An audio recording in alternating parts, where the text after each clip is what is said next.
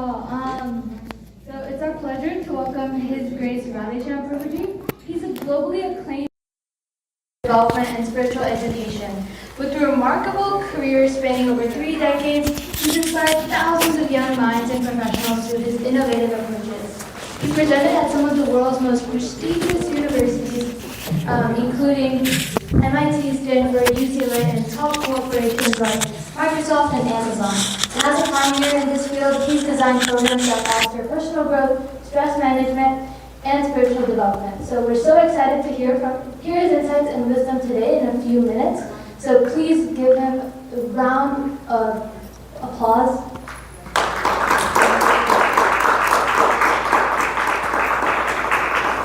Nama Om Vishnupadaya Krishna Pristhaya Bhutale Shrimate Bhaktivedanta Swaminiti Namine Namaste Saraswate Deve Gauravani Pracharine Nirvishesha Shunyavadi Paschatya Deshatarine Jai Sri Krishna Chaitanya Prabhu Nityananda Shri Advaita Gadadhara Shri Vasadi Gaura Bhakta Vrinda Hare Krishna Krishna Krishna Hare Hare Hare Rama Rama Rama Hare Hare. Is it loud enough? You all can hear me well? Yes. Welcome all of you. We are here assembled today for a very interesting topic on how we can insulate ourselves from the inferiority complex. I was very inspired by this new understanding of spirituality. Many years ago, I used to think spirituality means isolate yourself from the world and go to Himalayas so that you will not be disturbed by anybody around you. But later I understood you don't have to isolate yourself, but you have to insulate yourself.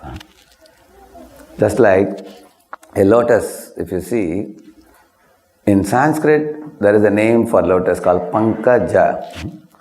Panka means mud, Ja means which is born.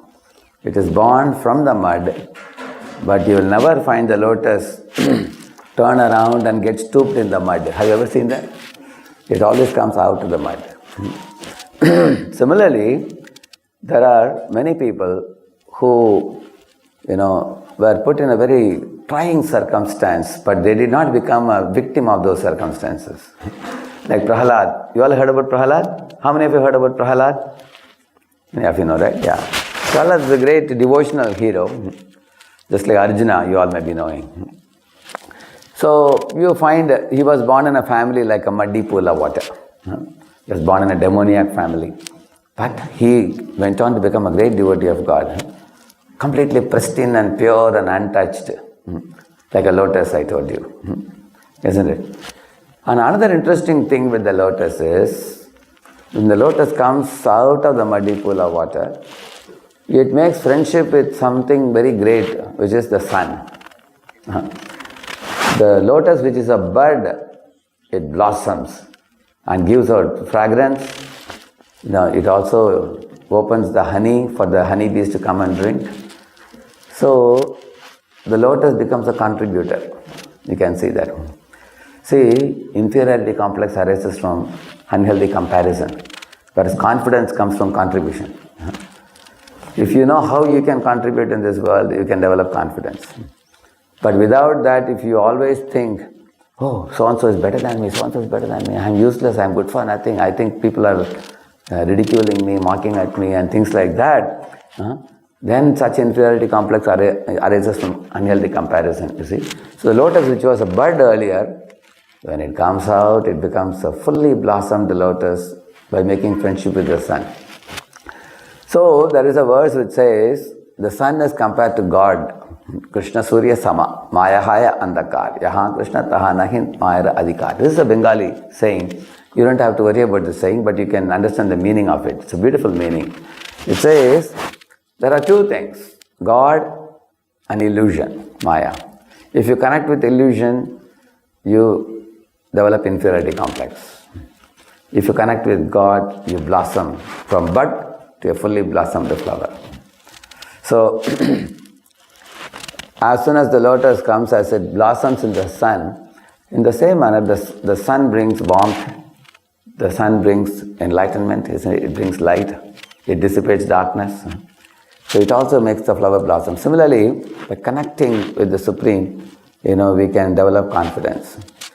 Often people think that confidence means self-confidence, but actual confidence is called God confidence. It is not self-confidence.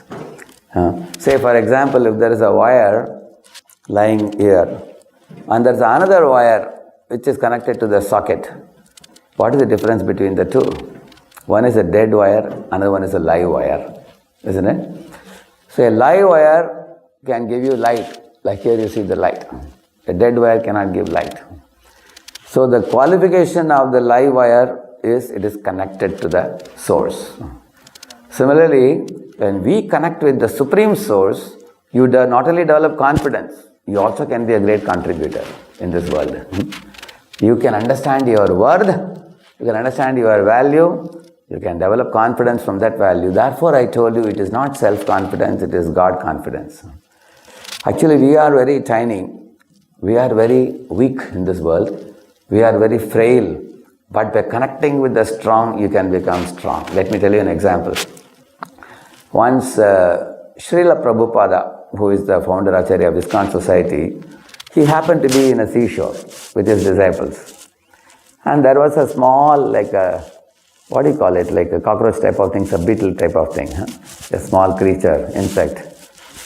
So it was crawling on the seashore. And there was one fat and tall disciple of Prabhupada. Prabhupada told him, can you catch that and bring it to me? So when this great fellow went to catch it, that small creature entered into the ocean.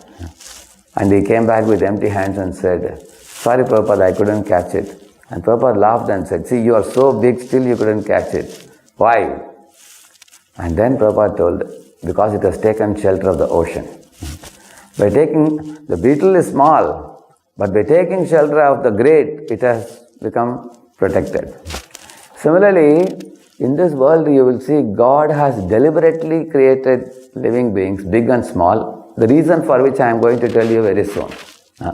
I will tell you.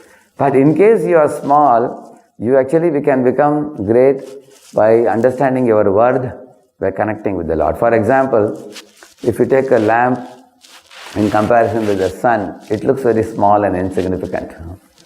But a candle also has its place in a dark room. It can give light. Similarly, everything has its place where its worth is appreciated, valued, and wanted. And one has to know where one's worth is valued. You will see that. So, by taking shelter of the ocean, the beetle was protected. Similarly, by taking shelter of that inner connection, by being anchored to the Supreme, you will develop such a tremendous confidence that the external winds of this world cannot affect you. What are the external winds for all of you academic students now? You are worried about what your friends think about you. You have peer pressure. You have parental expectations. You have societal expectations. You have some failures of the past which keep, repeatedly causing worry in your mind. And you are also fearful of your career. What future holds for me? There is fear of the future and worry of the past. So these things are like the storms which come in our life. And to the degree you identify yourself with the external body which you see in the mirror, to that degree you are going to be affected by these storms.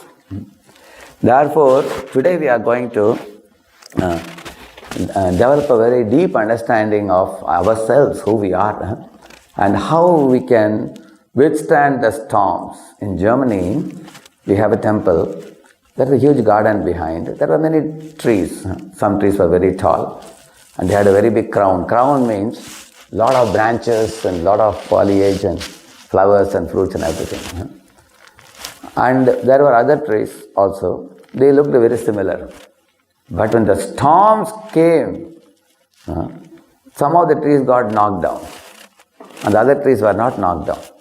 And they were wondering why so.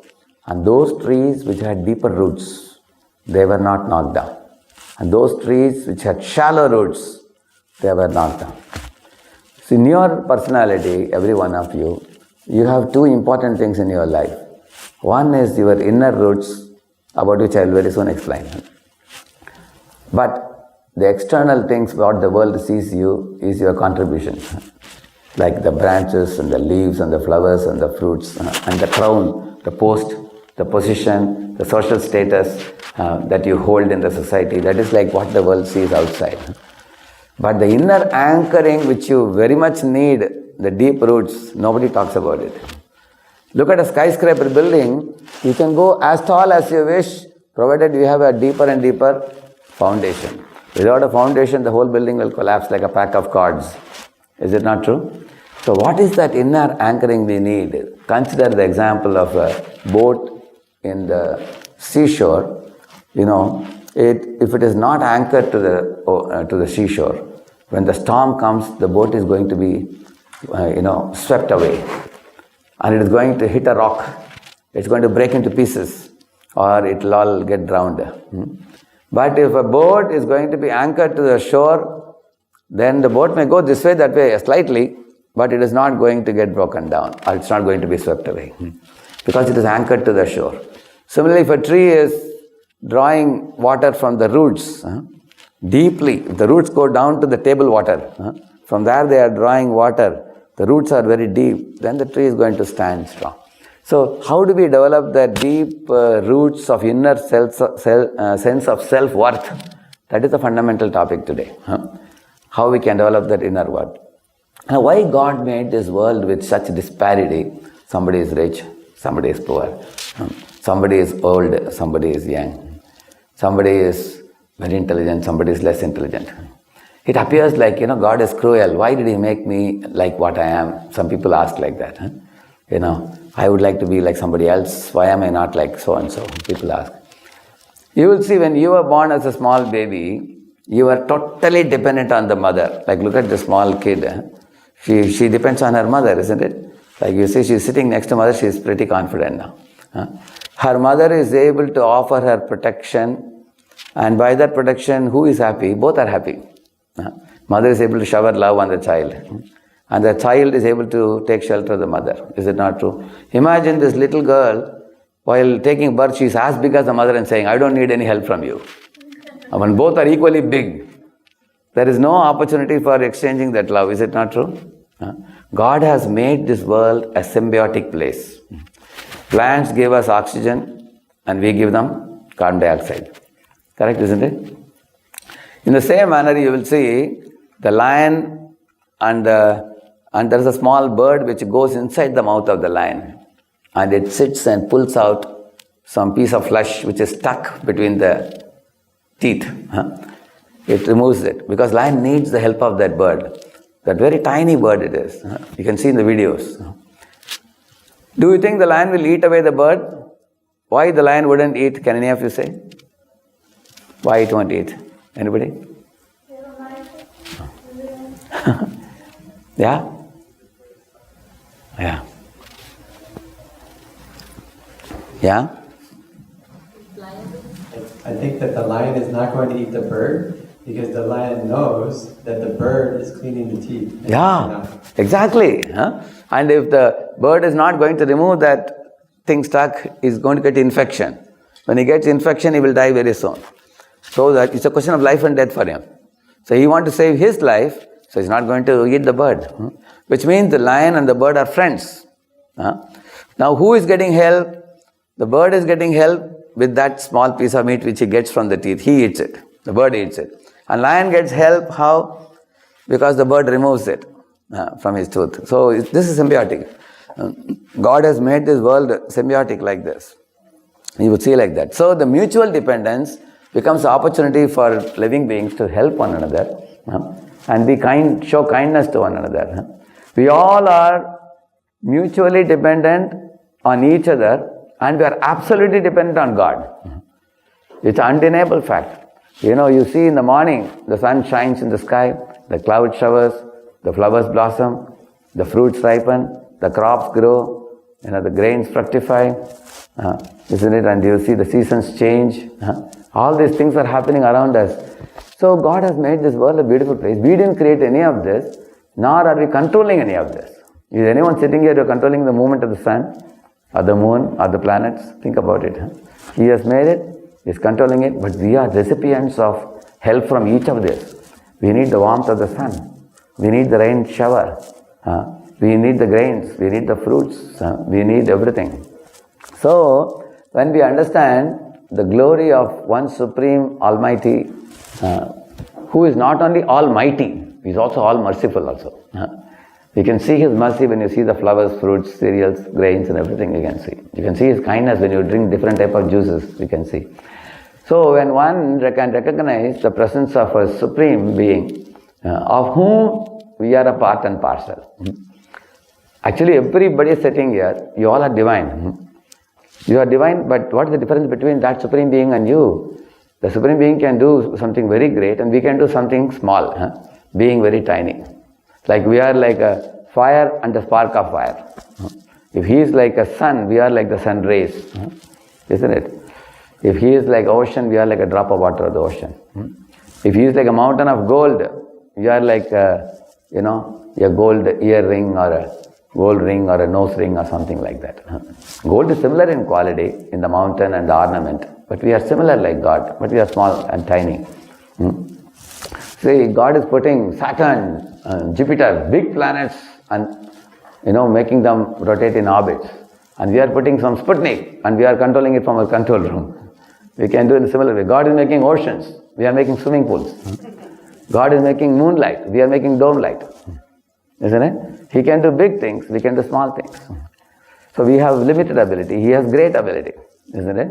So now by knowing that I am created by Him, I am put here for a purpose, knowing the purpose, then one can feel that sense of self-worth. Now this small bird, should it feel inferior or should it feel a sense of worth? What do you think? Yeah? Yeah, sense of worth, because he is able to do something which even lion cannot do. Is it not true? A lion cannot take off this thing of his own. Like you can see, every creature is given by God with some ability. The tiny ones can do something. The big ones can do other things. Everybody can do that. So we are living in a society now because of social media. Many times people ask you, how much is the CGPA? What job you got placed? How much is the package? Isn't it? How do you look like? Are you looking handsome or ugly? Are you from a rich family or a poor family? Isn't it? What is your skin color? Are you tall enough? Are you short? Are you fat or thin? All these things become important. People take, so all kinds of things. People take selfies and put up, and everybody is looking for likes. Nobody wants to get any dislikes. And you see, like one student played on his guitar, and he didn't even put it in social media. His friend put it, and he got 1 million views. And another boy, who also is a guitar player, he thought, oh, he got 1 million views, I play better than him. In fact, I have been practicing 8 years, he is only practicing 2 years. If he is getting 1 million, I should get 5 million, he thought. So then he played on the guitar, he put it, he only got 1,000 views. And he got frustrated. Then he tried for boost reel. You boost your reel and spend a lot of money. Try here, try this, try that. He tried, he got thoroughly frustrated, he couldn't go beyond 5,000. Isn't it? Now why some people get so much fame on media, why others cannot, is still a big question mark for many people. How many of you observed, the most famous people, it is not that they are saying or doing anything extraordinary, they may be doing even more mediocre than even yourself also. But in their account, there is fame. They have what account? Fame account. According to the Shastra, scriptures, you are carrying some, just like for example, last month one of you worked in the company little extra. And then you are going to be given incentive this month. Whereas another friend of yours didn't do any extra work, they won't get incentive. Similarly, people who get fame now, they have done something good in the past for which they are getting the reward now.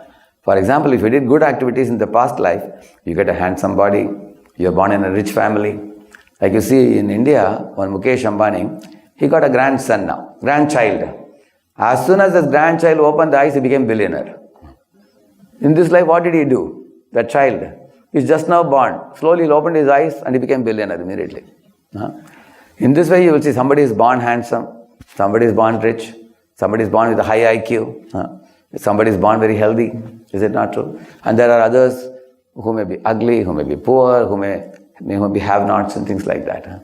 So everybody is having some external body in a certain situation. That is why in the Gita, Krishna says the very first thing, you are not this body, you are a combination of three things. Soul, covered by mind, covered by body. You are body, mind, soul. Who are you in essence? You are the soul. The soul is all beautiful. But soul is covered by the mind and body. How many of you have seen your childhood photo when you were a small baby? You have seen that? Now does it look like you? How much different your body has become? Just see. It's a ever-changing thing. Then why do you bother so much about the body which is always changing? It was a child, then it was a youth, then it becomes old, and one day it is gone also. The body will be taken away. So don't attach too much importance to perishable commodity, which is a changing commodity, ever-changing thing.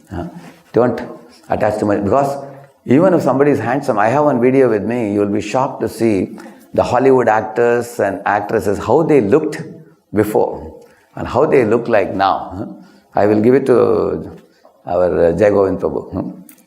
And if they want, you can pass it on to them, if anybody is interested to see. Otherwise, they will scold me that, why are you showing such things? Because there were actors and actresses, how beautiful they looked in their youth, in their old age, how they looked. People with clean faces get wrinkled faces.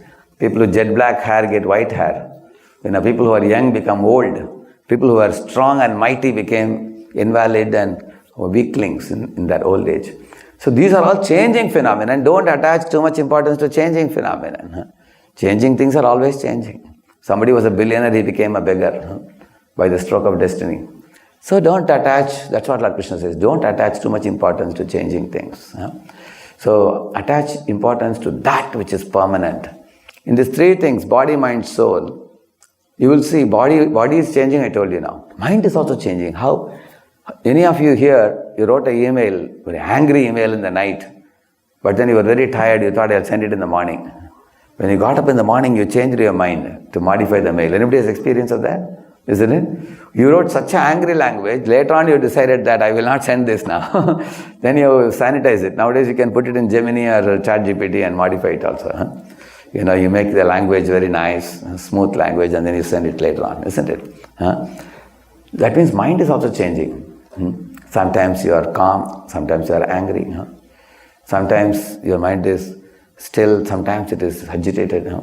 So mind is changing, body is changing. But unchanging you is, who is it? That is the soul, he says. The soul cannot be cut by scissors. The soul cannot be burned by fire. The soul cannot be moistened by water. The soul cannot be dried by air. Lord Krishna says this. And I am going to the fundamental truth. Why?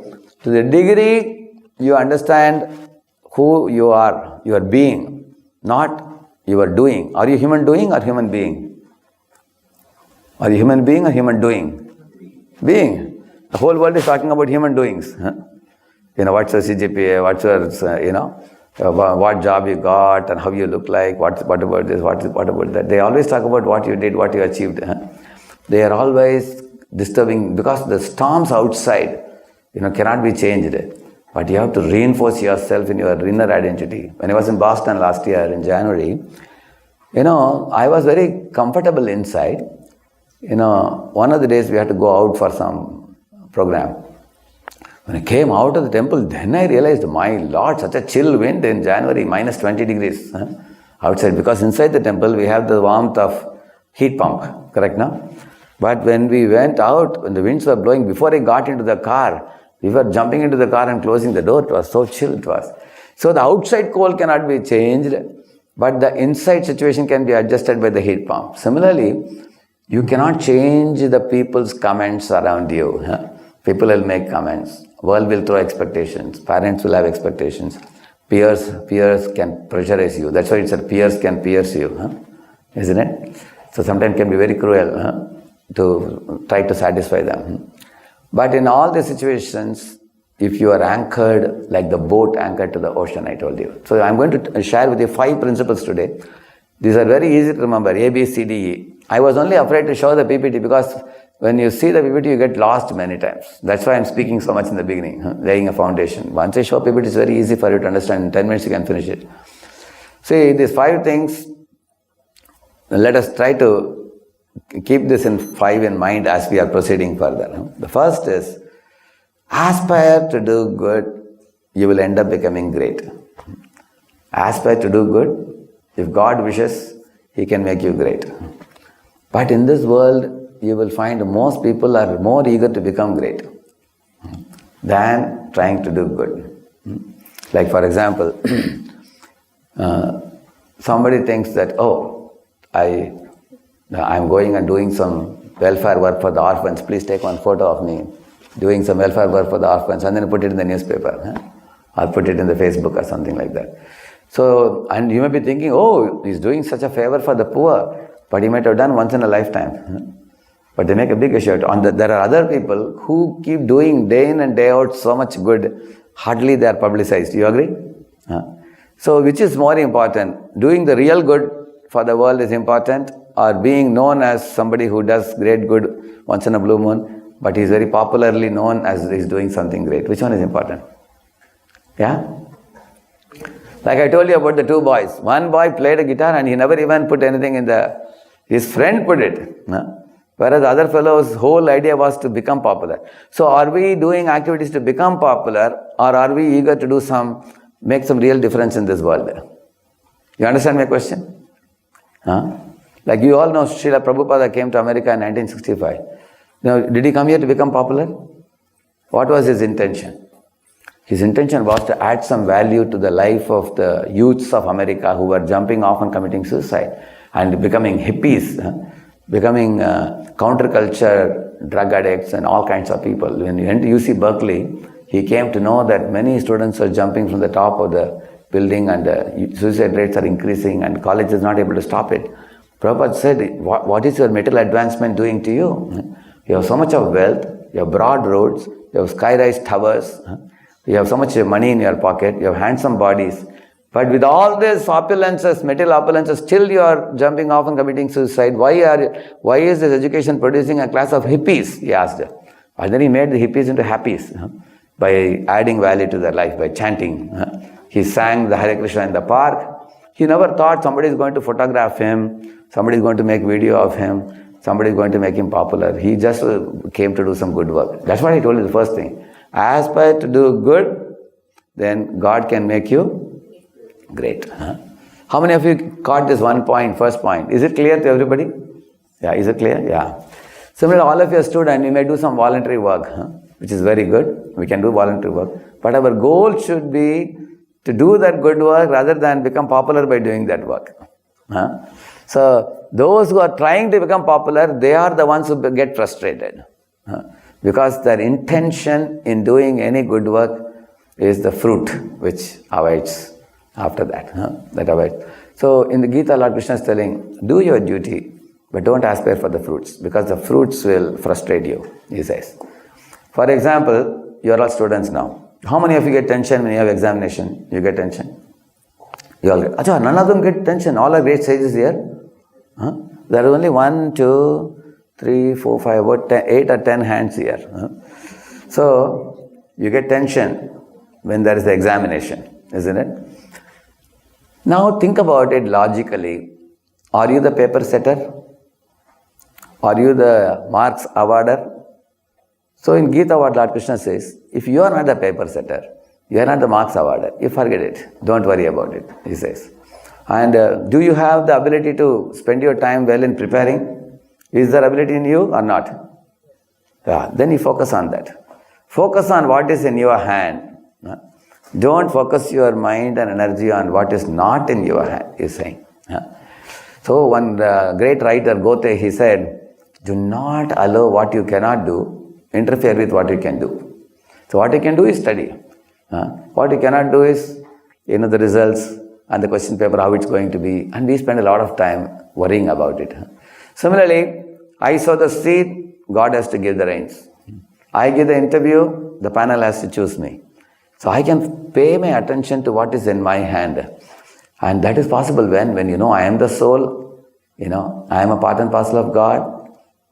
And actually, you don't have to be very great to do anything great in this world. It is God who makes one great. I don't know how many of you heard about this. There are two great epics in India, Ramayana and Mahabharata.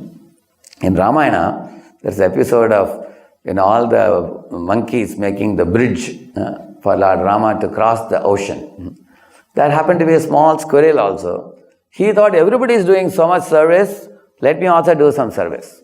So he just picked up some small stone and put it. How many of you heard about it? You heard about it? Yeah. So that was taken notice by Lord Ram. He said, you such a tiny creature, you have an eagerness to do, your intention is to serve. So he took notice of that, and he took that squirrel in his hand and he put some 3 lines on his back, and that squirrel came to be glorified all over the world. Although he would be never known to anybody, but he became noticeable by God because of something good he tried to do. So this is the first thing I'm giving you. Aspire to do some good in this world. Don't try to become great. There are so many people who stand next to an aeroplane and take a photo, stand next to a tree and take photos, stand next to an elephant and take photos. So many things, and they send their photo everywhere. Or stand next to somebody very popular and then, cinema actor or actress or somebody. Actually, a lot of people are wasting a lot of energy in the me consciousness. It's called as I, me, mine culture. The more we are going to be I-centered, we are going to be very frustrated, because the I that we are thinking of is the ever-changing phenomenon. What you see in the mirror is not the you. What you are seeing in the mirror already has changed. I gave you the example. You are a small kid, you became youthful, you become old. One day the body will perish.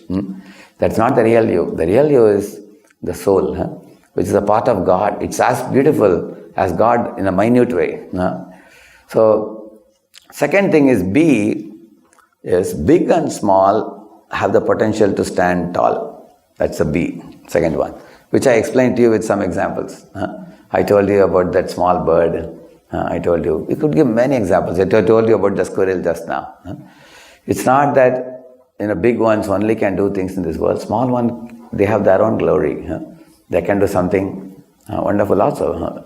No one in this world is useless. Let me tell you a story of a sage who sent his disciples to different directions and told them, get me this dry leaf of a jackfruit tree, he said. So they all went and came back in the evening and said, Guruji, we could not get it. They said, one of them said, one of the man, he was selling these leaves, he said, dry leaves. He asked why. He said he was just putting them all together and making a leaf plate for eating. And he's selling the plates in some money. So I couldn't get it, he said. Another disciple came and said, one lady was selling this leaves as a fuel for the furnace. So I could not purchase it. I didn't have any money, I came empty hand. She was using it as a fuel. Another one said, another man was crushing these leaves and making some medicinal herb with that, and then selling it. So and the Guru said, just see, a dry leaf can be a medicinal herb, it can be a fuel, it can be used for making a plate. Even a dry leaf is not useless. How can you be useless? He asked them. So they were all like stunned. This rang in their ears. In this world, everybody, is blessed with some talent. Look at the horse, it can run fast. Look at the cow, it can give milk. Look at the bull, it can till the land. Look at the cat, it can keep the rat away. Isn't it? You can see that. Look at the donkey, it can lift weights. Everybody has some ability. Similarly, each of you sitting here, I will ask you 8 things. You can choose 1 or 2 or 3 out of those 8, okay? You can raise your hand for any one of these 8. So you can remember the formula, SLIMBIL. What is it? Slimbil. SLIMBIL. You can note this. And each of it I'll tell you. S stands for spatial visual, which means you are a good artist. How many of you do some pencil sketch or water paint or something like that? You do paintings? We have 1, 2, 3, 4. Okay. 5. Okay. You have a nature for drawing or photography or things like that. Second thing, L is linguistic. How many of you know 3 languages? At least minimum 3 or 4 languages, Oh, they're a good number. There are about 10 of them. Okay.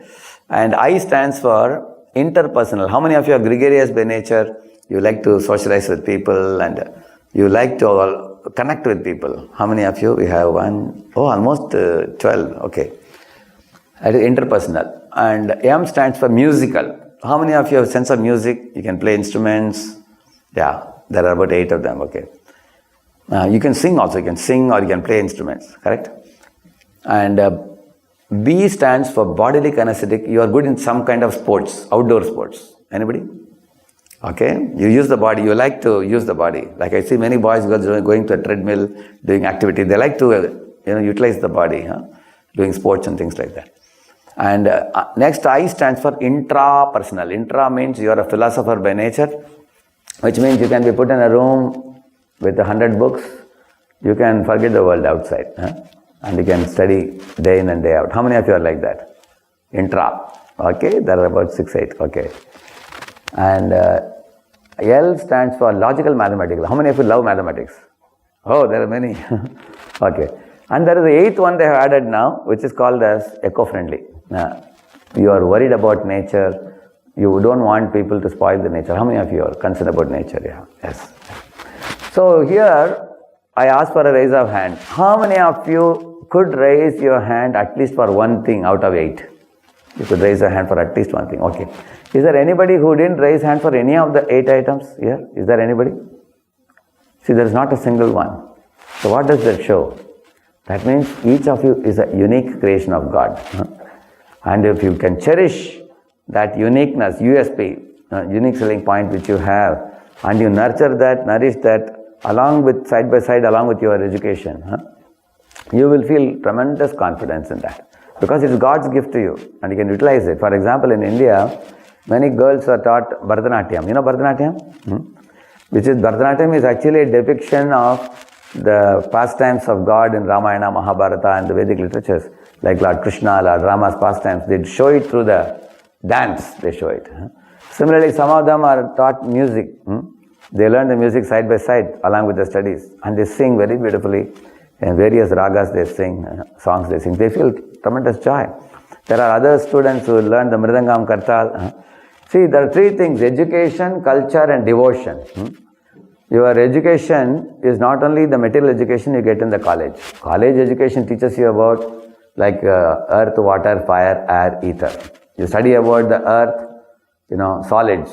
You study about the water, liquids, like hydraulic fluid, machinery and all that. You study about the solids in theory of machines, mechanics and all that. Then air, you study about it in turbo machinery and all that. Then fire, you study about it in heat and mass transfer and all those things. And thermal engineering and all. And gases, you study in thermodynamics, isn't it? Then you go to ether, you study about it in acoustic physics. Beyond that, mind intelligence is studied in psychology, psychiatry, isn't it? And beyond that mind, intelligence, ego, beyond these 8 material elements, there is the soul, about which most students do not have knowledge. Because this is not taught in the colleges. Now it's coming out, body, mind, soul. Departments are starting in more than 25 universities, which talk about the consciousness studies. So in this class, our emphasis is on the soul, because that is your real identity. You are the soul, and you have a mind and body. And your all problems are in your mind. The soul is always divine. So, why did I give these 8 things to you now? And this is called your uniqueness. Cherish your USP. Cherish your unique selling point. And do not compare yourself with others. Because they have something else God has given them. God has given you something else. Why do you compare with others? That's the point. Like for example, once a flower laughed at an elephant and said, "Elephant, you are a baldy. You have no frills like us. Look at us, sunflower, how beautiful petals we have." Like that the sunflower laughed. And the elephant felt inferiority complex. He silently went behind a bush and cried tears. Then he thought, "I am going to prove to this flower I am also as beautiful as the flower." So guess what he did? He purchased, what do you call that? In India we call it Fevicol, we call it. Here what do you call it? In America there's another name. Glue? Glue, is it? Not ordinary glue, it's a very powerful glue. What do you call that? Stick, it's very strong glue. So he purchased it and got all the lotus leaves from the pond and he stuck it all over the body, so many leaves. And then he came in front of the flower and said, "What do you say now?" Flower laughed and said, "Hey, great, I never thought you can have so many frills in your body." But then the problem was, when the elephant would try to walk, it once got toppled and fell into the lake. And all the leaves also got washed away. Again he came out and looked at his body, it was as it was before. At that time the flower told him, my dear elephant, don't take so much trouble. Flowers are flowers, elephants are elephants, he told him. You can lift trunk of wood which we cannot. We can just smile in the morning which you may not be able to have the frills like us. You have one thing, we have another thing. You don't have to be like us and we don't have to be like you. We are tender, we have tiny creatures. You have a huge body God has given. Do what you can do, he said. So from this what we understand, please learn this lesson. C is compare yourself with yourself only. And cherish your USP, I told you. God's gift to you. Ideally speaking, every talent God has given, we are supposed to use the talent and glorify God. That's the meaning of three things: education, culture and devotion. If you have the knowledge of yourself, God and the world around, then with that education, use the culture. Like I told you, culture means what? The food, the dress, the dance, the drama, the music, painting, all these things come in culture. The culture is meant for glorification of the Supreme, the one Supreme who has made this beautiful world for us. So that will lead to devotion. Anybody who is in this direction, they get that anchoring which I told you. Anchoring of the boat in the seashore. Then you will not be swept away. So like myself now, I was a mechanical engineer. I left my job 30 years ago. Imagine if somebody laughs at me, oh, you are a jobless fellow, you are roaming here and there. Let him say. I feel pity for those who say that. Because I know how they slog hard. And even after earning a lot of money in their pocket, they are not happy. I can see that. You will see there was one Rajaraman here in America, in UCLA, he did his, CA. And he became a very big businessman and he became a billionaire at one time. When I think it was during the recession came, which was the year, is it 2008, is it? Recession? Yeah. During the recession time, people found that his house was locked for a week. They called the police. They said, we don't know why. And the police broke open the door and they found that this fellow had left a chit. He shot his wife, he shot his 2 daughters and 1 son, and he shot himself also. Because he came when the market came crashing down, the financial market. He didn't become a beggar. From billionaire, he became a middle class man. But he couldn't take it. He thought that what will people talk about me? What will relatives think? What will friends think?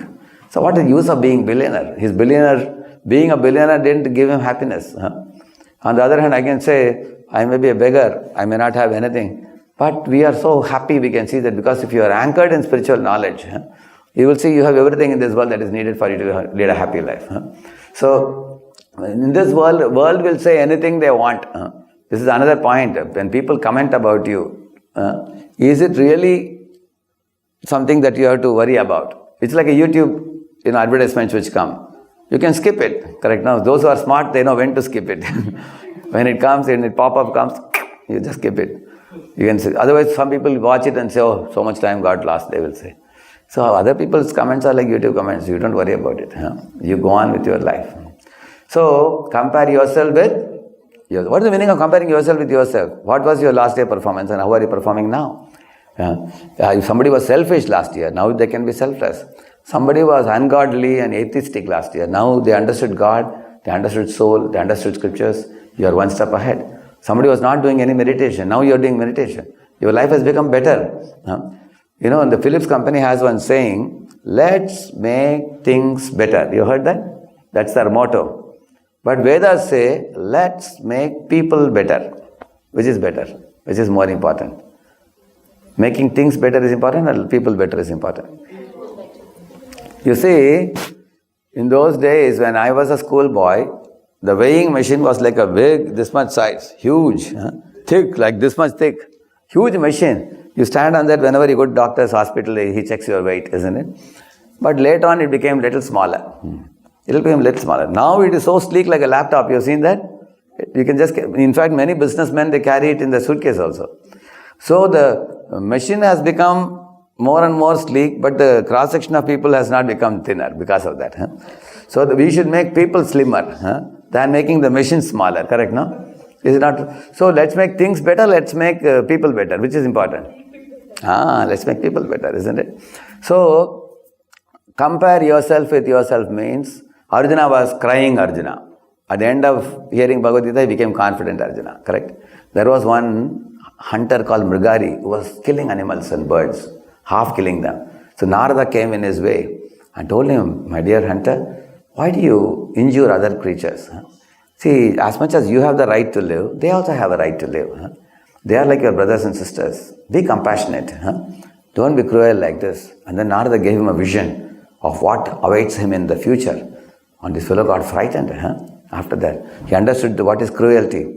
So then Narada gave him the chanting of Hare Krishna mantra. By chanting the mantra, the cruel hunter became a compassionate hunter. Of course, he was no more a hunter. He became a devotee of God after that. So somebody was cruel before and he became a compassionate person. Arjuna was crying before, now he became confident. So in this way, compare your past to the present and what improvement you have made. Don't compare yourself with others. You can compare yourself with others in one situation, when you can learn from people better than you, when you can help people who are inferior to you. Then you can compare, if you can do that. Okay. Then the fourth one is D. Let us assume that you are in a classroom or you are in a company situation where some people are like stars. You see that they are so smart in the subject, they are so smart in creativity and everything, and you feel that I am a mediocre. In case any of you feel like that, this is something which is in your hands. I am going to tell you what you can do. If you are working in a company, are you doing the work for duty's sake or are you devoted to the work? Say, for example, reaching the job on time, being submissive to your boss, able to play in a team, and being very hardworking, correct? If these are all present in you, many times you are better off than other people who may be stars. I'll tell you a true story in this connection. One boy was in Pune. He did MBA in a very average college, not so well-known college. He was invited for an interview in Bangalore. So in that interview, 5 of them were sitting around and 3 of them were from IIM. You heard about IIM? Indian Institute of Management in India. They are very popular. Just like IIT, IIMs are very popular for management studies. Just like your Harvard Business School here. Very similar to that. So 3 of them were from a premier school and other 2 were mediocre. This boy happened to be from mediocre. So naturally, anybody would say that he won't get the job. But surprisingly, he got the job. None of the other fellows got. He was the only one who got the job. How? This is what happened there in the meeting. Those 3 guys had a lot of points in their mind and they were pushing others and trying to present their points out loud. And the interviewers were watching everybody's behavior. And this boy was the last one to speak. He recognized and appreciated everyone's point. You said this and you said that. I like this point, I like that point. And finally he said, I also would like to present my opinions to all of you. Tell me what you feel about it. And then he presented his opinion. And then when he summarized and presented, all of them liked it. And the interview board people told him, we were not looking for people with ideas. We were looking for people who can work with others. Because he knew the art of team playing. That's what we were looking for. Therefore we chose him, they said. So he wrote a long letter to me saying that this chanting of Hare Krishna, living in the company of devotees, rising early in the morning and developing good qualities like tolerance, patience, friendliness and ability to relate with others. These things helped him to become a better individual. And that's how he cracked the job, very big job. That's why I'm telling you, the 4th is D. D means you don't have to be a star or outstanding personality. Even if you are very punctual, even if you are reaching on time, you are submissive to your boss, you can play in a team, work well with other people. These are also big qualifications. Your boss, like nowadays in America, many people are being laid off, you know that, because of the AI and everything. But some bosses are keeping some of the Indians. Why? Because they think that these people have some of these qualities. He is a trustworthy person. He is very cooperative. He is understanding. He is hardworking. And many such considerations also. On the other hand, there are people who are too smart in their work, but at the same time they are egomaniacs. They quarrel with others, with everybody. They cannot work. They can't play in a team. They are individual players. And many times they may not be punctual. They may lack in many other things. And the last one is E. Empower yourself through prayer. This is the last one, E. How do you empower? Prayer means the difference between what you can do and what God can do. God is infinity and you are, small. But 1 plus infinity is infinity. Actually, we are like a clay and God is like the potter. He can actually, potter is the one who molds the clay and makes it wonderful. So if we, through prayer, we connect with God through the chanting and studying everything. If God wants to do something great through you, He can actually do that. Like Arjuna was a crying fellow, and Krishna made a great hero out of him. The squirrel was an insignificant creature. Lord Rama made a great, personality out of him. So one has to, like Hanuman, for example, he also offered a prayer. In Ramayana we read that. And then he could accomplish his goal of finding Sita very successfully. So now I'm going to quickly show you the PowerPoint. Now I will not speak much. You just have to keep watching. You see, this mother is appreciating the small boy, but not his sister. Sister is put off.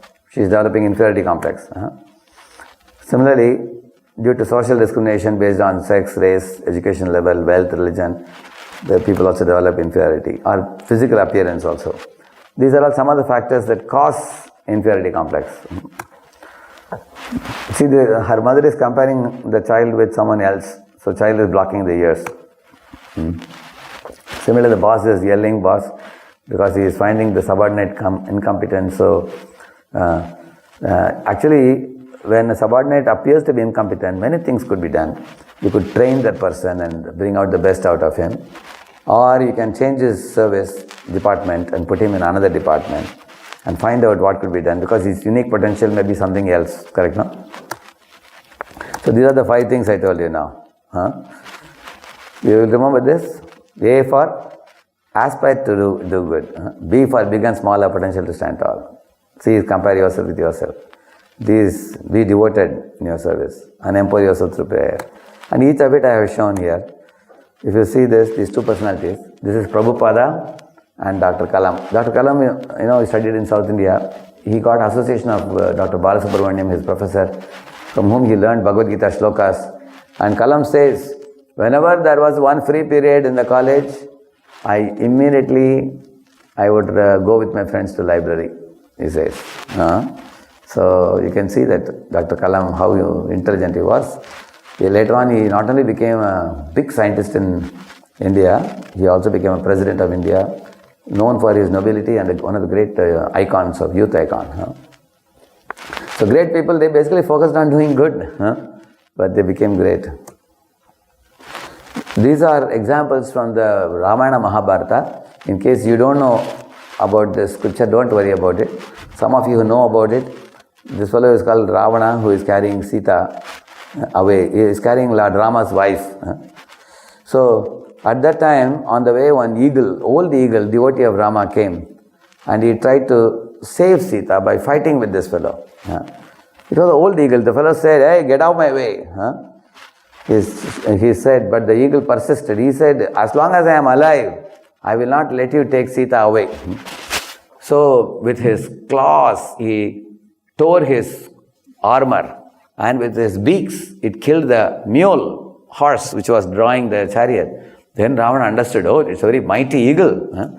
So he immediately took his sword and cut off one of the wings. At that time, when the eagle was falling down and Sita cried, again it rose up, fought with that only wing. Can you imagine? That was the only thing he had. Then he cut off that wing also. It fell to the ground. And then Lord Ram told the eagle that, you gave your full capacity. You exerted yourself. So, God sees the efforts, whereas the people in the world see the external results, isn't it? So, he put his best effort. Therefore, Lord Ram told him, this very evening I'll send you back to eternal kingdom. So, he got that reward. So, therefore, we should keep performance focused, not result focused. I already told you about that. Keep the performance focus. This already I told you, the example of the squirrel. Big and small have the potential to stand tall. I told you, the small squirrel, you see. It was recognized by Lord, although the big monkeys are putting big boulders, he was only putting a small stone. This is the sage story I told you. No one is useless. He told him, when he talked about the dry leaves, correct, no? In this way, the Guru taught them the self-worth or self-esteem. This is another story from Rig Veda. You see, there was one squirrel which came out of a mountain, and the mountain laughed. Ha ha ha ha, like that he laughed. The squirrel turned around and said, if I am not so large as you, you are not so small as I. I cannot carry forests on my back. Neither can you crack a nut like me. Like that he said. This is called a self-esteem, you see. The mountain cannot crack a nut, but the mountain can hold the forest. And the squirrel told him, you have one type of capacity, I have another capacity. You can't do what I can do, and I can't do what you can do. That's what I have been speaking elaborately on this today. So, false ego is negative, but self-respect is wanted. Because you are a creation of God, a unique creation of God, and you should have joy in that. Similarly, Hanuman was insulted by Ravana, and Hanuman told Ravana, your insult of me is actually an insult to Lord Ram, who is my master. Therefore, if you don't offer me a seat to sit, I will make my own seat. And then you see, he made a place for himself. With his tail, he made a seat so tall, Ravana had to look up like this. You see, So in this way, Hanuman had the self-esteem of being servant of Ram. This is one point I have been telling today, emphasizing that the confidence that people talk about in this world is about their own confidence. But the Vedic literatures teach us that our confidence is in God. In the Bible also there is a story of David and Goliath. You see, this Goliath was a huge demon, almost like the height of the ceiling. And all the people in the village ran away seeing him. He's such a huge demon, he will finish us. But this small boy, David, he came in front of the demon and he said to himself, God saved me from a lion. God later on saved me from a bear. And that very same God will protect me. I am fully confident. So he just took one stone, tied a rope to that, and then he hurled the stone on the head of the demon. And it hit the demon collapsed. After he collapsed, everybody came running to fight with him after that. So although he was a small boy, his confidence was not on himself. His confidence was in God, God's greatness. That's what I was telling you. So in this way, see, once upon a time, a crow had an inferiority complex, thinking that I am a useless bird. So he went to the cuckoo and said, oh cuckoo, you are so blessed. God has given you a sweet voice. Coo! You sing very sweetly. And the cuckoo said, okay, but my color is similar to yours. What is so great about me? But I am not so happy about myself too. He said, I think the parrot is more beautiful. It has a green body and a red color beak. It's so beautiful looking, isn't it? And the crow said, yeah, parrots are the best birds in the entire world. So he went to the parrot. Parrot said, okay, God has given me a good color body and I have a beautiful beak. Nevertheless, I am also not very happy. He said, why? He said, I only have a short wing. Look at the peacock. He has such big wings. He dances like this very beautifully. I think peacocks are the most beautiful birds in the entire world. Then he went in search of a peacock. The peacock was in a zoo. And the peacock told the crow, okay, God gave me a very beautiful body, but I am not as happy as you, he said. Crow asked, really? Why? You see, nobody is going to catch you and put you in a zoo. You crow. But people have put me in a zoo. So I would say that you are better off than me. Then the crow happily flew back to home and told his wife, now I have no more inferiority complex. Even a peacock told me our life is better. So he understood the freedom he is enjoying is not available for the peacock. Correct, no? There are so many people who are at one time average people. When they became millionaires and billionaires, now they can't walk on the road now. Similarly, big actors and actresses and celebrities, they have so many bodyguards, you know that? There's so much of danger. So don't think by, one true story I'll tell you. In Mumbai, there was a billionaire. One day he was watching one video, Hollywood video he was watching. And he became attracted to one actress.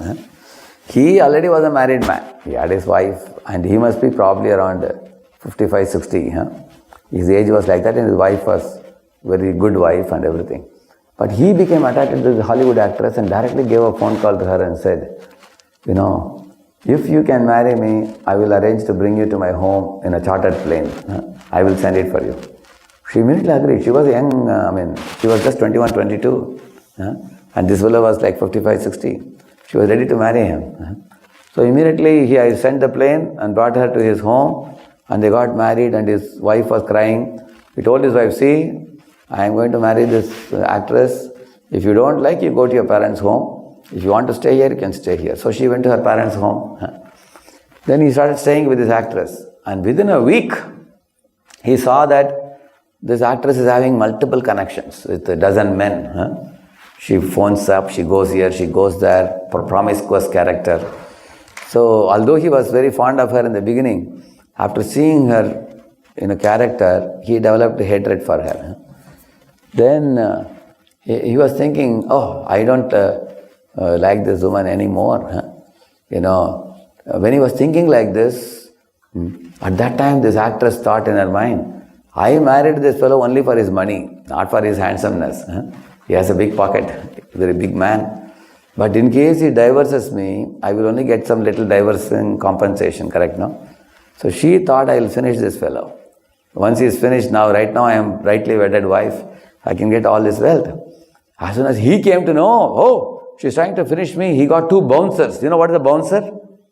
Bouncer means like this, powerful fellows, bodyguards, huge bodyguards. He got 2 bouncers. And always this fellow was coming into the house and going out of the house, going to company, everywhere with these 2 bouncers. Huge people, big bodyguards. And then he thought, how many days I will live in fear like this? So he thought, I should finish her. And she came to know that he is trying to finish me. So she also got 2 bouncers. Now both these fellows are living with 2 bouncers, going here and there. Do you think their life can be peaceful? So do you want to be like that billionaire who has a lot of money but who cannot sleep in peace? Think about it. So therefore, the crow understood that although peacock has beautiful feathers, it's caught and put in the zoo, but I am a free bird. Everybody has their, he understood that. He became a hero. So, do not connect with those friends who discourage you, who bring the worst out of you, who make you feel inferior and useless and good for nothing. Connect with people who always uplift you, whose company encourages you. Yeah. See, here is the story of one boy called Dhruva. How many have heard about this Dhruva? Many of you have heard about Dhruva, yeah, correct. If any of you haven't heard, you can check with your friends. To cut the long story short, there was one king with 2 wives. One wife was a beautiful wife, one was a moral wife. So he was the son of a moral wife. And the beautiful wife's son was sitting on the lap of his father, king, one day. So the wife was beautiful, she had no, good behavior. The other child also wanted to sit, moral wife's son, Suniti's son, Dhruva, she didn't allow. She said, get out of here. You are not born from my womb, you cannot sit in the lap of your father, she said. So the child became mortified. He started crying, lips are quivering, body was shaking. But when he went to his mother said, my dear child, if somebody misbehaves with you, do not try to harbor any malice for them. God will take action on those people. You think about your progress. Don't think about pulling anyone's leg. Like that she said. And then he asked what I should do. She said, if you want a kingdom, you go to the forest and meet the Supreme Lord. Take guidance from saintly persons. And then the boy went on to become a great hero. He went to the forest and had a darshan of God directly. He got a great kingdom called Dhruva Loka. In the early morning you will see one star in the sky which is unblinking star. You can see that in the sky. That is Dhruva Loka. He became the king of that. And in this way his mother brought the best out of the boy. And that other stepmother brought worst out of the boy. So every one of you sitting here, some people bring best out of you. How many of you have seen certain friends come, you have a smile on your face, you have tender feelings for them. And there are other friends who come, immediately your anger comes out and you feel uneasy with them. Correct or not? Some are bringing best out of you, some are bringing worst out of you. So you have to connect with those who bring best out of you. Hey, what do you want, my fine feathered friends? Ah, I see. What shall I play then? An excellent choice.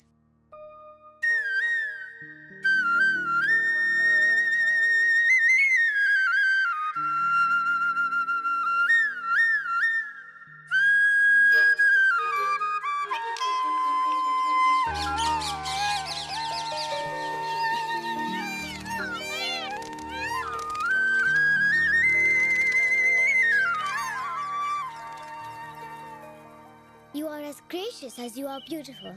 I will wear it with honor. See, this is the Bhagavata understanding of God.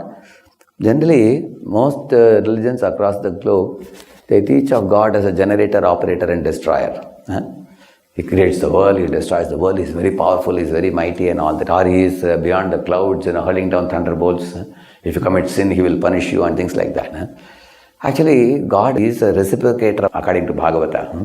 The last word in transcendence is to awaken that love for God and love for all. If you have achieved it in your life, there is nothing more to achieve in your life.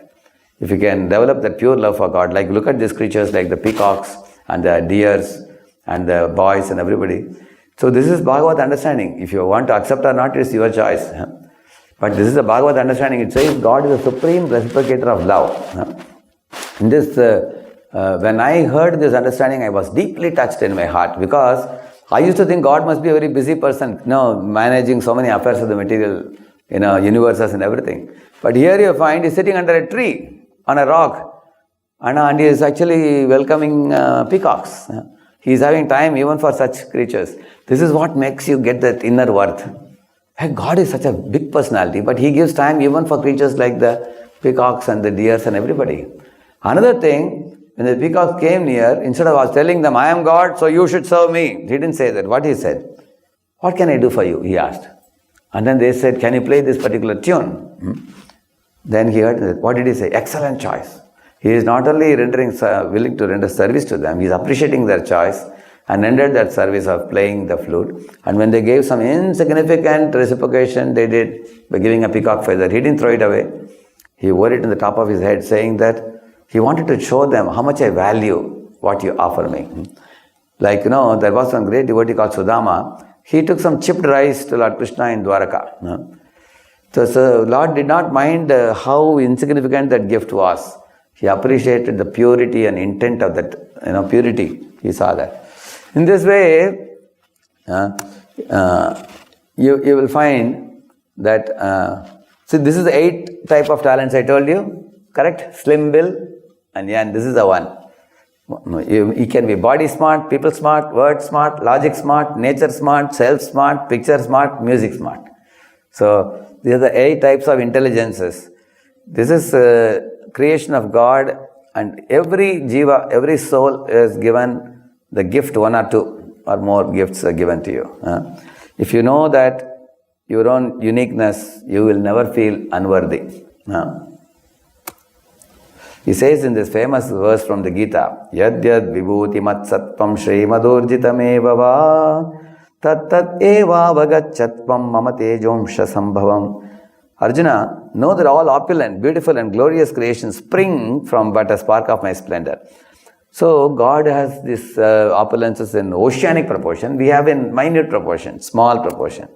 Like here you see, this looks like a photo, but this is actually a picture drawn by somebody. So he has a drawing talent. Somebody has talent, social talent, connecting with people. Some of you say, raise hand for that. Somebody has musical talent, like George Harrison. Everybody has some talent, you see.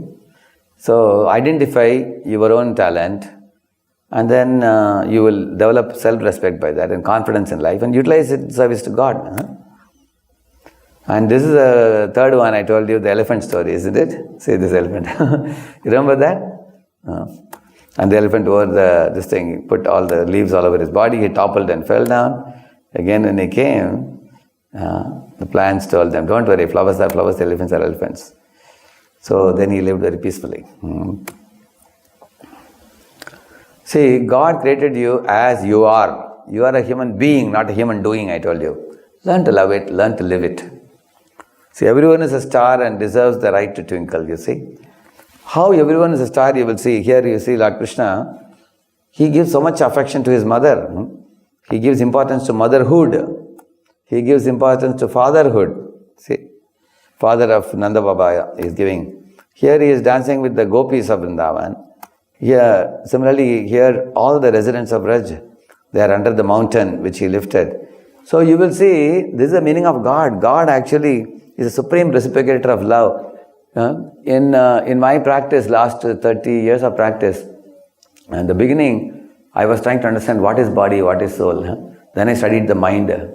Then I studied the intelligence to strengthen my intelligence. Then when I studied the soul and soul's connection to God, love God, love all, as I approached that knowledge deeper and deeper, I felt the greatest sense of worth in myself. And I don't care who says what in this world, because my connection with God gives me that inner strength which I was talking about in the beginning. Like the roots of the tree, as I deepen them, I can stand erect even in this world surrounded by storms. So storms will be there in this world. But if you strengthen that inner connection, like each of these devotees, they have that connection with God. Like here the coward boys, as friends. So not only God is great, you are small, you can be friends with God. God can become your lover. God can become your child. Like this, there are different relationships that are explained in the Bhagavata school of knowledge.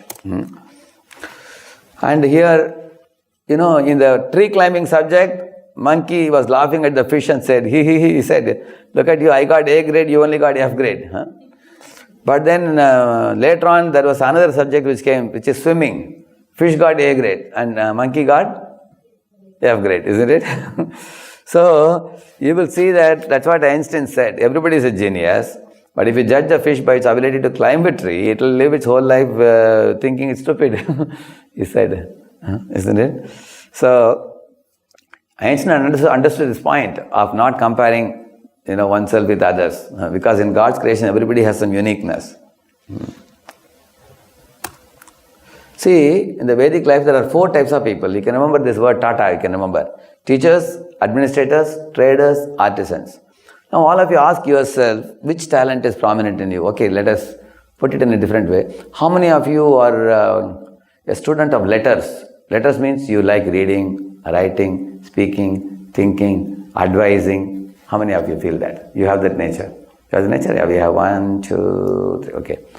How many of you have a tendency to to lead a group of people, guide people, instruct people? Like for example, planning, organizing, coordinating, controlling, monitoring. How many of you like that?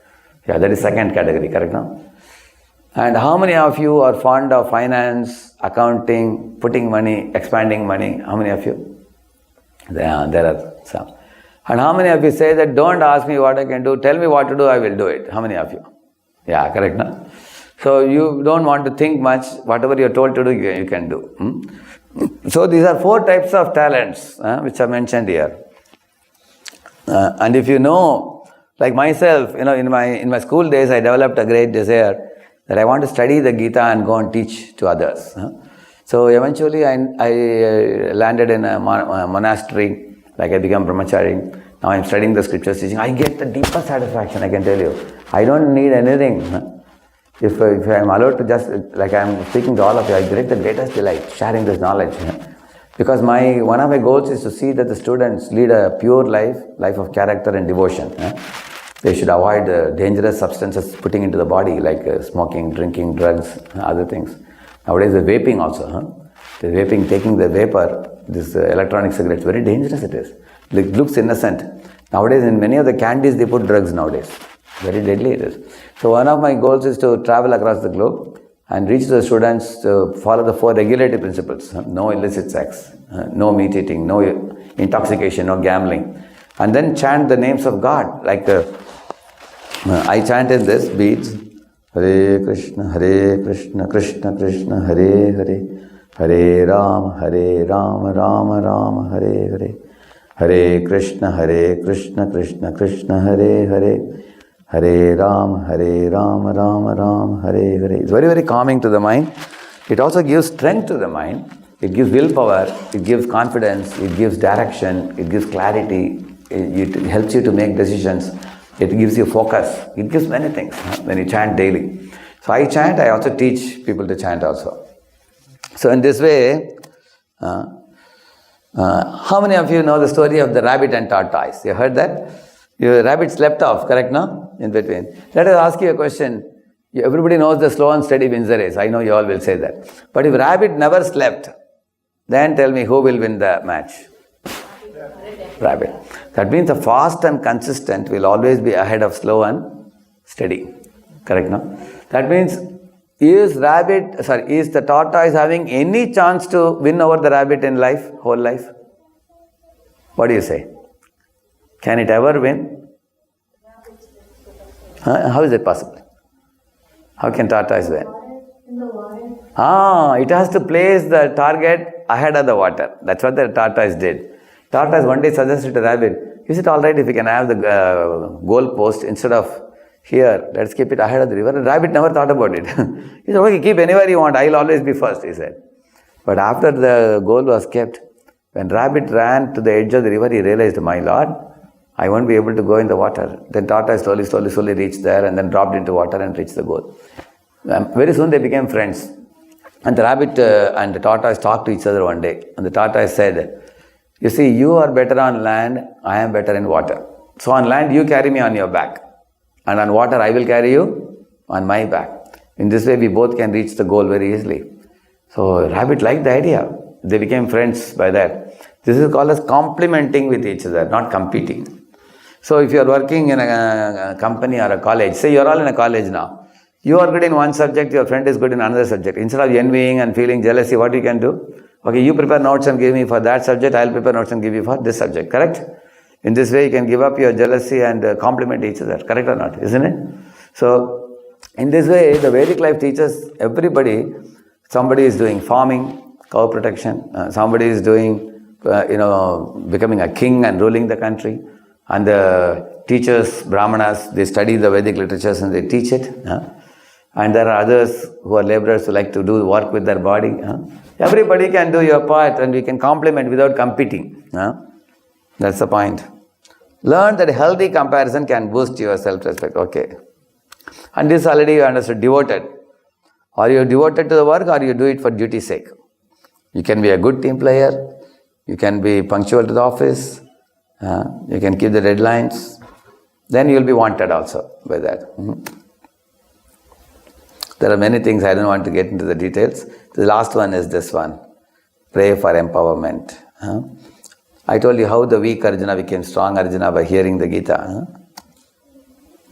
Yeah, this is something everybody can do. Write a daily journal in the night while going to bed. What some positive development in your life has happened. How you can discipline yourself by observing your life. Pray to Lord for direction, guidance. Be honest with yourself. You can strive for perfection. God doesn't say you have to be perfect. At least strive for perfection. Don't get discouraged with the obstacles. With trust in the Lord, you proceed ahead. This will increase your energy level tremendously. You can try this and do it and see. You see, this is Hanuman, who was encouraged by one Jambavan, and Hanuman's strength increased by that encouragement. So I will put here, say, perseverance plus power of superior blessings and prayer, everything leads to empowerment. And then you can do miracles. If you get empowerment, a human becomes Hanuman, you see. You can do great things. So, we need mentors who can encourage us.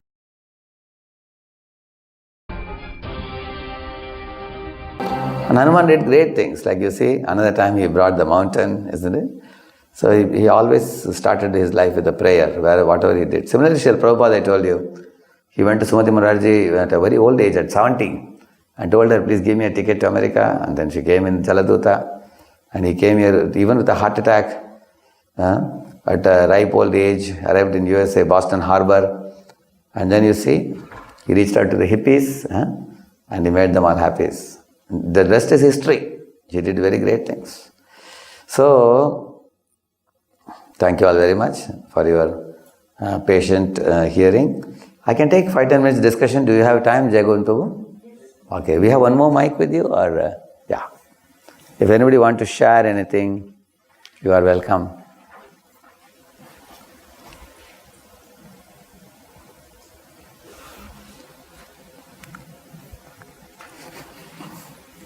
See, 3 things you all can speak. Either you give a takeaway from the class. At least you should be taking away 1 point at least. I'm sure I spoke many more than 1 point. You can say 1 point, or you can also speak a reflection from the class, from your life, personal life. Oh, I heard this point. It hit me hard because in my life something happened. Like that you can speak. Thirdly, you can ask a question. Any one of the three will be all right for me. Yeah, yes. Yeah, please. Hare Krishna Prabhuji, thank Right. you so much for Thank such you. a beautiful class. Right now, as you said, a lot of people are losing their jobs. Everything is like... I think this topic is very relevant, I think, now. Yes, it's really relevant, especially in US, I think. Yeah. So we are struggling here, and this class gave us hope. Just we have to do good and just depend on the Lord. That's really good. Do not compare ourselves with others. That's really...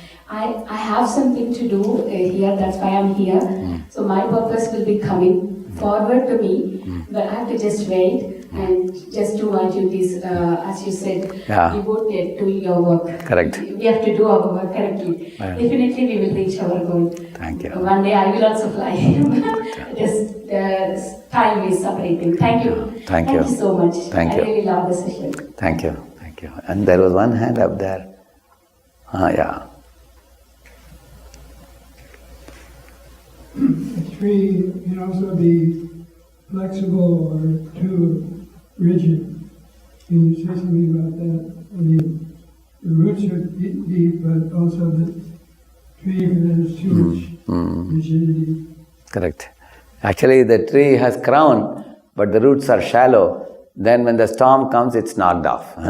But when the roots are deep, then even a tall tree can stand erect. So the developing the roots is the anchoring ourselves in relation to the Lord.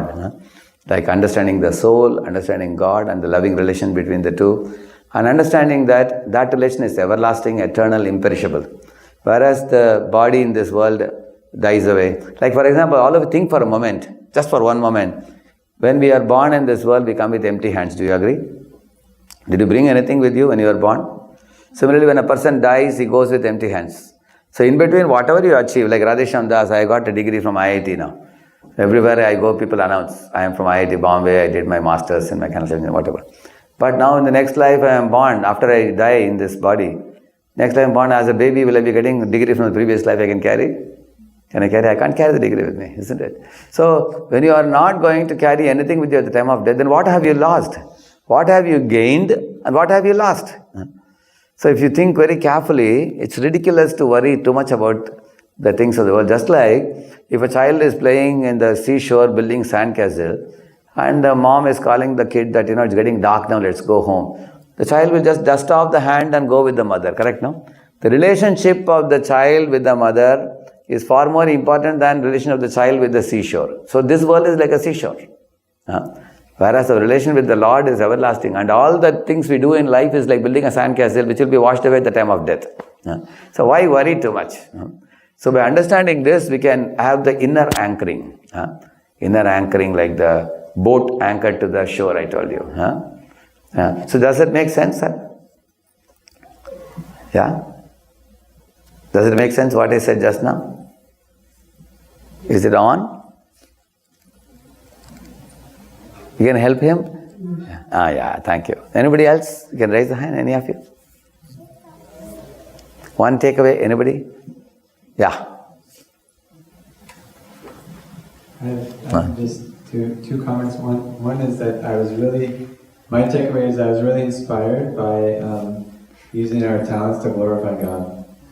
Because, and especially with the example of the squirrel throwing the little pebble, because it's really inspiring. Yeah. Because even if we're not good, even if we think we're not good at whatever ability that God has given us, yes. If we don't compare ourselves to others, then we can just happily do it. Yeah, exactly. That's true. And everybody can glorify God as per the unique talent that God has given. Somebody is a singer, somebody is a dancer. I heard you're a dancer, is it? You teach? He's a dancer. Achha, now he teaches dancing? Okay. Okay, thank you. Yeah. And my question was, I was also inspired by when you say that the I, me, and mine culture will bring frustration. Exactly. Yeah. And so sometimes, even in spiritual life, we can realize that we're doing things for I, me, and mine. And so I wanted to ask you, what would be a way that we can kind of like, how can we get ourselves out of this if we're in the I, me, and mine? Yeah. So, for that we can start small. Like in the In Gita, it's a very big topic, how to give up the fruity mentality. I'll give you the verse number 18.24 in the Bhagavad Gita. 3 Sanskrit words are used there. 18.24, Bahulayasam, Kamepsuna, and Ahankarena. 3 words are used there. If you understand those 3 words, we can give up the fruity mentality. Like for example, one farmer told God, "Oh God, I have to work so hard," he said. God said, "Wait a minute, who gave you the seed?" He said, "You gave the seed." "Who gave you the earth?" "You gave the earth." "Who gave you the rains?" "You gave the rains." "Who gave you the sunshine?" "Oh God, you gave it." And then God asked him, "Who kept the potency in the seed to germinate and grow into a big mango tree?" He said, "That also you kept." Then God asked him, "What are you doing then?" And the man thought about it. "Yeah, good question. I am just putting it underground, that's all. I am doing 5% job, God is doing 95%. Similarly, when we all act in this world, who gave you the brain? Like Einstein, did he create his own brain? Did he open his skull and put brain inside? God gave Einstein the brain. God gave Newton the brain. God gave me the eyes, nose, mouth and hands and everything. He gave me the body. He gave the 120 elements in the Mandel's periodic table, which we are all processing and making industries and everything. So I am taking everything from God. Then what is mine? I am putting a little effort. So when one understands that, because of God's creation of so many things, we are able to process them and make industries and everything. And the brain also is given by Him. So then one realizes that God has a very big role. Right now what happens with most of the students, they think, I am there like a big circle and God is there like a small circle. Right? Actually it has to reverse. God is there and we are also there. Correct, no? Actually this understanding comes, the ahankara will go away. Ahankara means what? I am the first to do this. And besides me nobody else can do this. If I leave this and go, everything will collapse. I am very indispensable. In this way, I am very special. I am the most knowledgeable and best informed. This kind of idea. So this kind of ahankara should be given up. One of the things he says. Second thing he says, bahulayasam means enormous hard work, 16 hours a day. Instead, what one should do, morning for God, daytime for profession, evening for family. Like that one can divide the day. It should be a balanced life. Evening, if you want to do some little bit of play or activity with the body, and also spend some time with the family. And morning you have time for God, prayer, meditation, chanting, reading a page of Gita, all that one can do. And daytime do your profession, because morning you need clarity and direction, isn't it? Therefore we should spend time with God, the early morning hours. Then you become free from confusion, you get clarity in life, and you become more sober. Then you can handle the challenging situations which come in life in the daytime. So in this way, we can bahulayasam can be avoided. So bahulayasam, bahulayasam and ahankarena. Third one is kamepsuna. Kamepsuna means, becoming too anxious about the results. Like for example, if somebody is venturing on a business, yes, you do business, you can multiply money, there is no problem. One real life example I'll tell you. I went to one market in one of the places. There was a very big businessman sitting in his shop. And as soon as I entered his shop, he was so happy. He said, "Swamiji, you have come at the right time. Recently my doctor says my heart has a problem. Some artery blockage and, I have a possibility of getting heart attack. My blood pressure is increasing. So you came to my shop and you have made my shop very holy. Thank you," and all he said. Then I looked in his shop. There was a small TV there which was showing the share market situation, and that was going up and down, and his heart is also going up and down. And he's seeing that. I said, why have you put this TV here? It's unnecessarily increasing your blood pressure. He said, "I'm a businessman, I need to know the situation in the market." I said, "You're an old man, already you are 70. You hand it over to your sons and daughters, and you take the japamala, you prepare for your spiritual life." He said, No, they are all very immature, they need my guidance. I had to be there. I could clearly see that this fellow is kamepsuna, means he is so much anxious about making and multiplying business and money. He is actually at the cost of health and blood pressure and danger, he is watching it and increasing his anxieties. You understand what I am saying? So these kind of things can be avoided. whatever is within our reach. And then the fruit mentality goes, we bring God into our life. How we bring God? As you read the scriptures, you can see how sweet, like we saw the beautiful video of Lord Krishna dealing with the peacocks and others like that, and how God deals with his devotees. Like for example, yesterday I met one very nice, one intelligent boy, one Chris, yesterday. So he asked me, see, he comes from a Roman Catholic background. So he asked me that, I am going to those Bible study classes also, and I am also coming here. I like both. But he said, sometimes I wonder, should I practice that or this? I said, the choice is yours. Ultimately, all the world religions, they are talking about only one capital God, not that there are multiple gods fighting for the same post or something. There's only one God ultimately. And all the souls, externally, somebody may be called a Hindu, somebody is called a Christian, somebody is called a Muslim, somebody is called a Sikh and Parsi and all, externally. But internally, inside the body, the souls are all of intrinsically same quality. There is no difference. In all you belong to any religion, it's immaterial. The souls are all children of God. They are part and parcel of God. Sin means disobedience to God.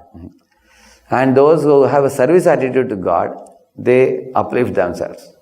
Those who turn away from God and indulge in sense gratification, committing sin, they suffer in this world, they go far away. I told him these things. And another important thing, God, what type of person he is, the focus is many times. When I was reading Bible in my school days, I understood that, there is a day of judgment on which good souls, saintly souls, godly souls, those who accept Jesus, they go to God. And those who don't accept, they become demoniac, they go to hell. We have understood that. So the day of judgment is very important for the people, those who are practicing that. At the same time, I asked him a question. Do you know about that God? How much information do you have about that eternal world, the spiritual world? I asked him the question. He said, we have some information. Like John says in 3:16, that you can go to the eternal world by becoming a lover of God. Then I told him about the Song of Solomon. In Song of Solomon, he's saying, oh God, you have blackish locks of curly hair. My heart is longing to meet you. I'm feeling great separation. So he is exactly singing songs like a bride singing a song for a bridegroom. When I showed that, the boy was very, very impressed. He said, this is something which we read in the Bhagavata school, where you learn about, the gopis longing for Krishna. You read about that. So in this way, you can make a comparative study of various religions and see, as you get more and more understanding of God, the more you know of the person, then the more you can love him also. If you do not know much information about the person, then love becomes a very superficial thing. You know that he is a master and servant, somehow I have to be obedient, otherwise I will be punished. That much only we know. So in this way, giving up fruity mentality becomes very easy when I love that supreme person. Is that all right? Thank you. So thank you all for your time. I am here another 10 minutes, I can be there, I think, correct? Is it getting late for us? Getting late. Just 10-15 minutes, all right? Yeah. Anybody want to say anything? Oh, we have time here. It's only for Houston. I have a next program, yeah. Yes, yeah. Hare Krishna Prabhuji, I really liked the class and I wanted to share like a quote that I like. So it's, everyone's a star and they deserve the right to twinkle. I like it because it's saying that everyone is a star and they deserve to show their talent. Exactly. In God's eye, you are a star. World may say whatever they want. Because God gives that type of respect for every soul. He considers every soul special.